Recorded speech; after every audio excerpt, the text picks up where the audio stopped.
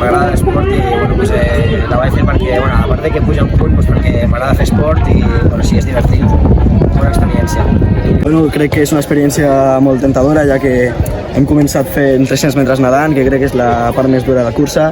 Després hem passat a la bicicleta, on la volta és molt fotuda, però després córrer és molt més tranquil·litzant, ja que estàs acabant. T'ha agradat l'ambient que s'ha vist aquí? Sí, la gent anima, aquí amb els teus amics, companys...